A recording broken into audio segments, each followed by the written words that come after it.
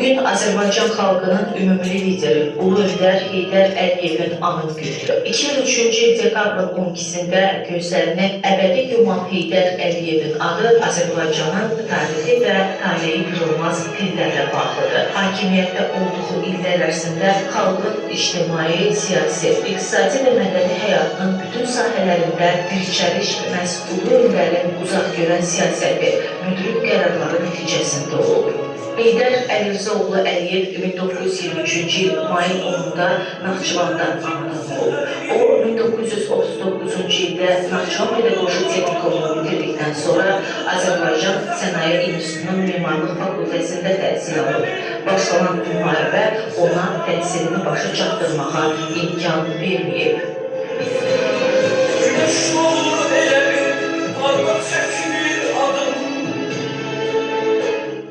1941-ci ildən Heydər Əliyev Naxçıvan Muxtar Sovet Sosialist Respublikası Xalq Daxili İşlər Komissarlığında və Naxçıvan Muxtar Sovet Sosialist Respublikası Xalq Komissarları Sovetində şöbə müdürü vəzifəsində işləyib və 1944-cü ildə Dövlət Təhlükəsizlik orqanlarında işə göndərilib. Bu dövrdən təhlükəsizlik orqanları sistemində çalışan Heydər Əliyev 1964-cü ildən Azərbaycan SSR Nazirlər Soveti yanında Dövlət Təhlükəsizlik Komitəsi sədrinin müavini, 1967-ci ildən isə sədr vəzifəsində işləyib. General-mayor rütbəsinə qədər yüksəlib. Həmin illərdə o Leningradda xüsusi ali təhsil alıb. 1957-ci ildə isə Azərbaycan Dövlət Universitetinin Tarix Fakültəsini bitirib.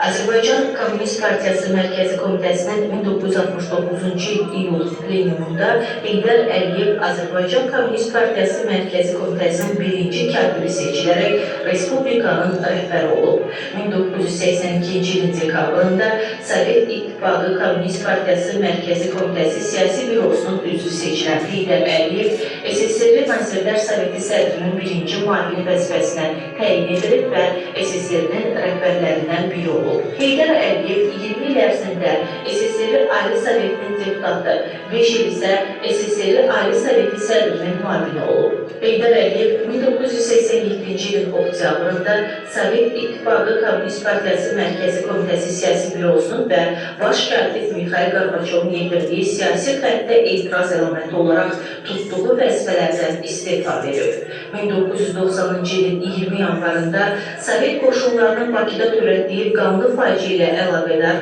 ertəsi gün Azərbaycanın Moskvadakı nümayəndəliyində bəyanatla çıxış edərək Azərbaycan xalqına qarşı törədilmiş cinayətin təşkilatçıları və icraçılarının cəzalandırılmasını tələb edib.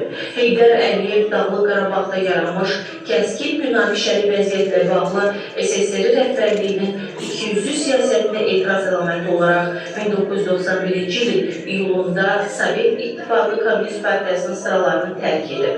1990-cı ilin iyulunda Azərbaycana qayıdan Heydər Əliyev əvvəl Bakıda, sonra isə Naxçıvanda yaşayıb. Həmin ildə də Azərbaycan Ali Sovetinə deputat seçilib. O, 1991-1993-cü illərdə Naxçıvan Muxtar Respublikası Ali Məclisinin sədri, Azərbaycan Respublikası Ali Soveti sədrinin müavini olub. Heydər Əliyev 1992-ci ildə Yeni Azərbaycan Partiyasının Naxçıvan şəhərində keçirilmiş təsis qurultayında partiyanın sədri seçilib. 1993-cü il iyunun 15-də Azərbaycan Ali Sovetinin sədri seçilən Heydər Əliyev iyunun 24-də Milli Məclisin qərarı ilə Azərbaycan Respublikası Prezidentinin səlahiyyətlərini həyata keçirməyə başlayıb. 1993-cü il oktyabrın 3-də və 1998-ci il oktyabrın 11-də keçirilən prezident seçkilərində Heydər Əliyev Azərbaycan Respublikasının prezidenti seçilib. 2003-cü il oktyabrın 15-də keçiriləcək prezident seçkilərində namizədliyinin irəli sürülməsinə razılıq vermiş Heydər Əliyev sərhədində yaranmış problemlərlə əlaqədar seçkilərdə iştirak etməkdən imtina edib.